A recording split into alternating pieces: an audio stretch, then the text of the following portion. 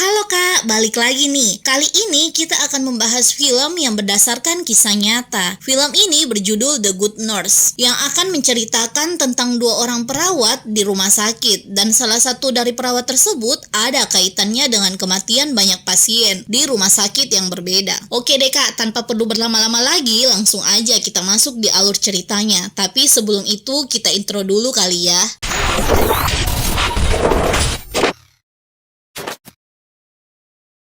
Film diawali pada tahun 1996 di Rumah Sakit Aloysius, Pennsylvania. Di sini kita bisa melihat seorang perawat mendapati pasiennya mengalami kejang-kejang. Namun saat dokter datang, nyawa sang pasien sudah tidak tertolong. Perawat tadi bernama Charlie Cullen. Scene berikutnya, kita beralih pada tahun 2003, berlatar belakang Rumah Sakit Parkville, di mana seorang perawat bernama Amy sedang bertugas. Amy sedang merawat pasien, seorang nenek-nenek yang mengalami alergi pada obat tertentu yang menyebabkan kulitnya mengelupas. Dia didampingi oleh suaminya. Scene berikutnya diperlihatkan Amy memeriksa pasien ruangan lain. Di salah satu ruangan itu terdapat pasien yang sepertinya lumpuh. Amy harus membalikan badan pasien tersebut untuk mengganti peralatan medis. Di sini kita bisa melihat kalau Amy jelas kesulitan. Dia memegang dadanya dan nampak kesakitan. Amy bergegas ke ruangan sepi dan menenangkan rasa sakitnya.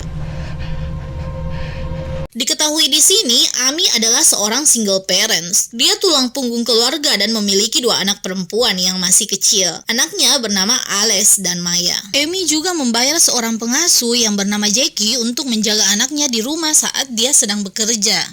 Sorry about that. Thank you. I'm sorry too.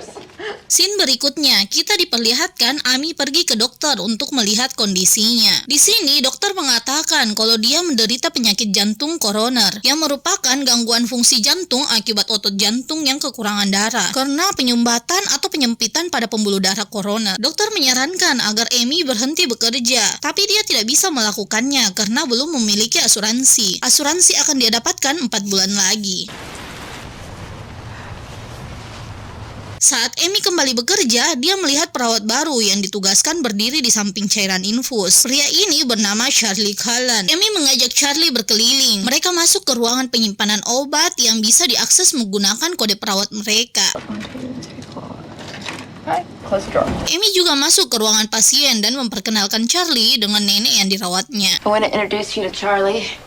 Scene berpindah saat Amy membagi makanannya dengan Charlie. Charlie mengatakan kalau masakannya enak, terutama saladnya. Amy mengatakan kalau salad itu dibuat oleh putri sulungnya. Dia juga mengatakan kalau hanya hidup dengan kedua putrinya. Charlie tersenyum dan mengatakan kalau dia juga memiliki dua putri, tapi tidak tinggal bersamanya. Kedua anaknya tinggal dengan mantan istrinya. Di hari pertamanya, Charlie sudah membuat Amy terkesan. Dia membantu Amy yang masih sedang makan merawat pasien. Saat Amy pulang, dia mendengar suara Alex yang merupakan putri sulungnya berteriak ke Jackie. Dia mengeluh tentang alas sepatunya. Amy menyuruh Jackie untuk menemani Maya dan dia yang akan mencoba bicara dengan putrinya. Dia mengatakan pada Alex kalau ini bukan masalah besar, tapi Alex tetap marah dan mengatakan kalau dirinya bahkan tidak memiliki ibu.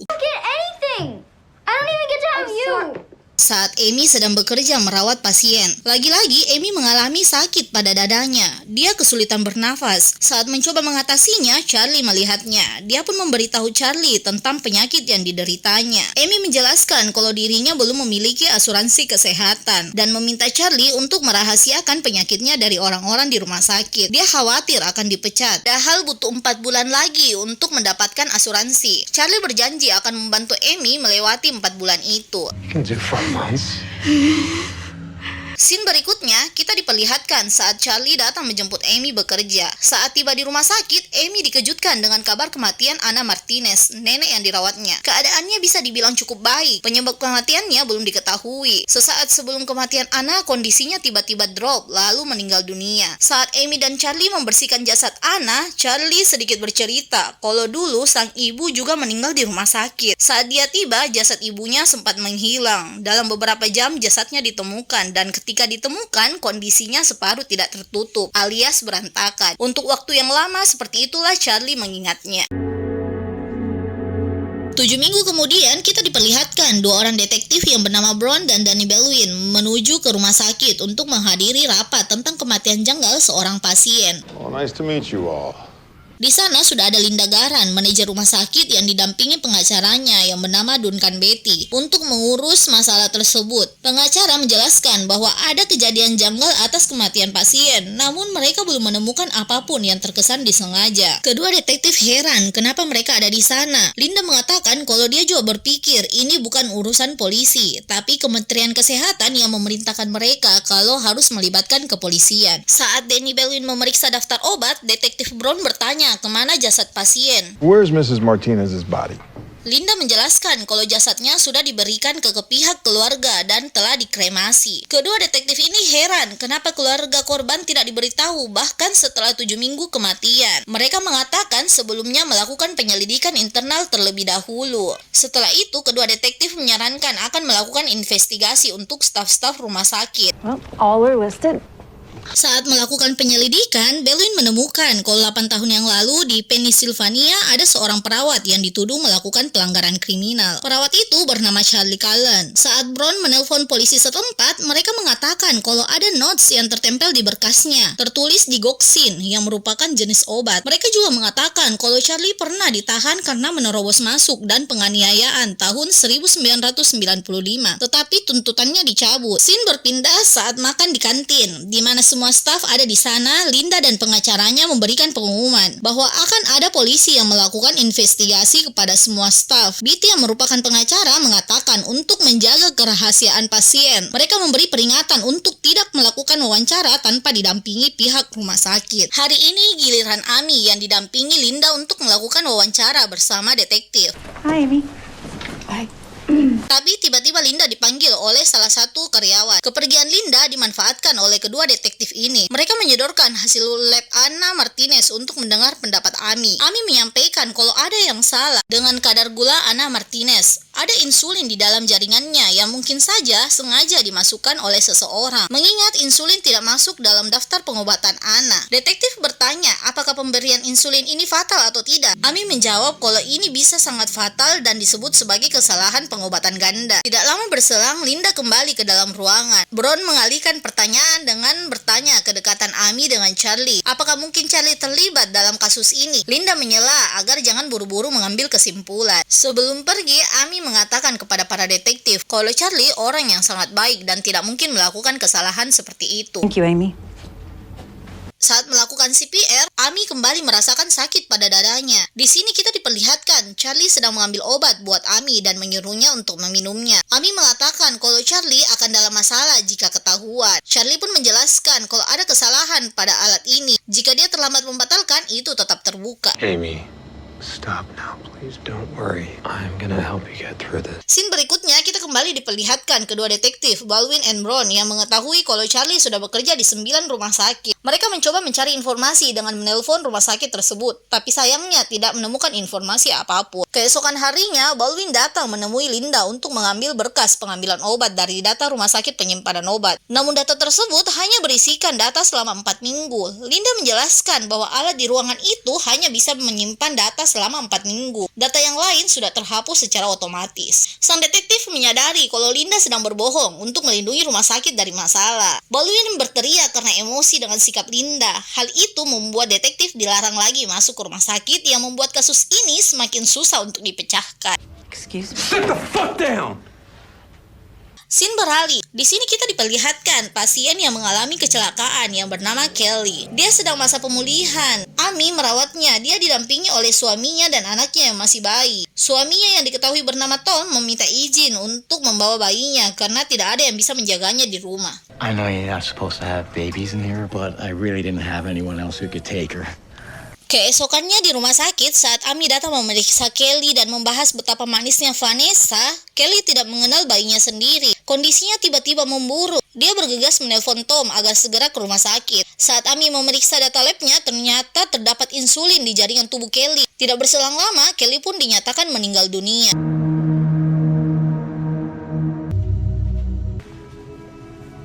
Scene berikutnya kita diperlihatkan saat dua detektif mendatangi rumah Amy dan meminta bantuannya. Amy mengatakan tidak tahu apapun tentang kematian Kelly. Yang detektif ini sendiri tidak tahu menahu soal Kelly. Bron akhirnya tahu kalau ada korban lain. Detektif mengatakan keterlibatan Charlie pada kematian pasien, tapi Amy tetap tidak percaya kalau Charlie terlibat. Was Cullen with Kelly Anderson?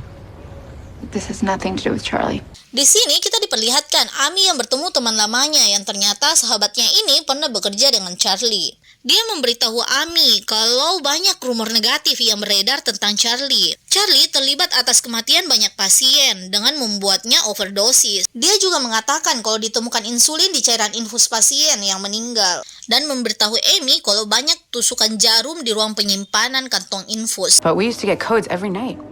Sometimes 2 or 3. And Amy bergegas ke ruang penyimpanan kantung cairan infus dan mencari bukti yang seperti dikatakan sahabatnya tadi. Dan akhirnya dia menemukan kantung infus yang lubang. Ini membuat Amy kaget. Saat berjalan keluar, Amy pun pingsan.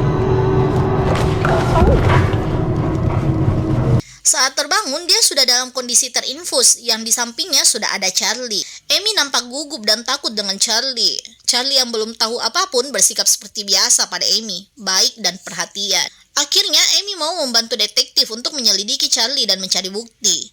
Amy mendatangi Bron dan Baldwin menceritakan apa yang dia ketahui. Amy memberitahu kalau Charlie menyuntikkan insulin ke kantung infus di ruang penyimpanan rumah sakit. Amy menjelaskan bagaimana cairan infus itu masuk ke pembuluh darah perlahan dan membunuh seseorang. Danny Baldwin mengatakan kalau ini pembunuhan tanpa menyentuh. So he's killing them without ever touching them. Scene berikutnya kita melihat Amy mendatangi rumah Tom, suami dari Kelly, ditemani oleh kedua detektif yang menunggu di mobil. Amy meminta izin Tom untuk melakukan otopsi pada jasad Kelly, dan Tom pun setuju.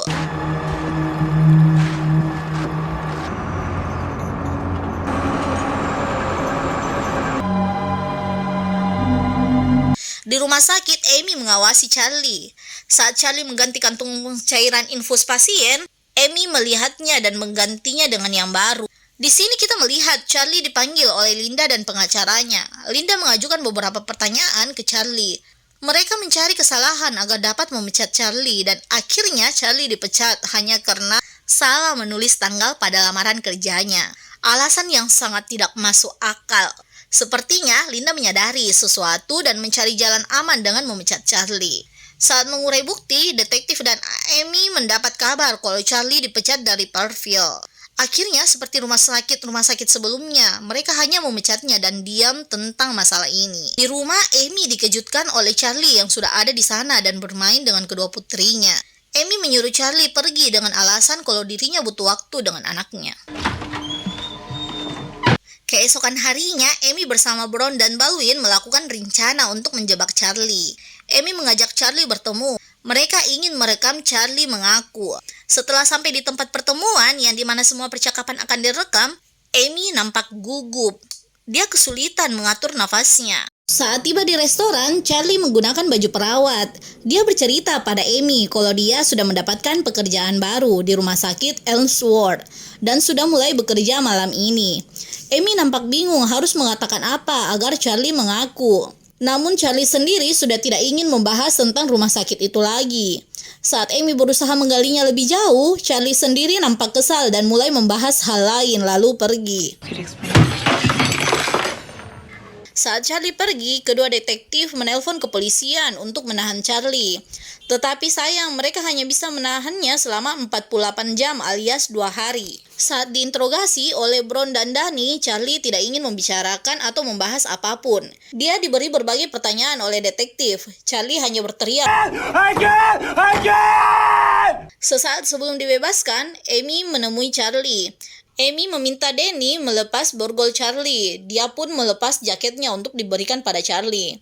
Amy mengatakan betapa dia membutuhkan Charlie selama beberapa bulan terakhir dan betapa baiknya Charlie pada Amy. Dia juga meminta maaf karena telah membohonginya. Charlie begitu peduli pada Amy. Di saat seperti ini, dia masih mendengarkan apa yang Amy inginkan. Saat Amy memintanya mengatakan yang sejujurnya, dia pun menyebutkan beberapa nama yang telah dia bunuh, termasuk nama Anna Martinez dan Kelly Anderson. Martina? Yeah. Saat Amy bertanya alasannya membunuh, dia hanya mengatakan kalau tidak ada seorang pun yang menghentikannya. They didn't stop me.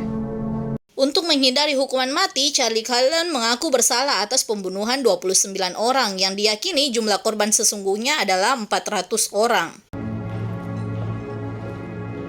Ending, Amy akhirnya menjalani operasi jantung dan hidup bahagia bersama anak dan cucu-cucunya. Dia masih menjadi perawat yang baik. Yap, itu tadi alur cerita dari film The Good Nurse. Di luar dari alurnya yang agak lambat, tapi film ini lumayan untuk ditonton. Mungkin segitu dulu dari Story of Movie. Jangan lupa like, komen, dan subscribe kalau kalian suka dengan video ini. Sampai ketemu di next video. Bye-bye!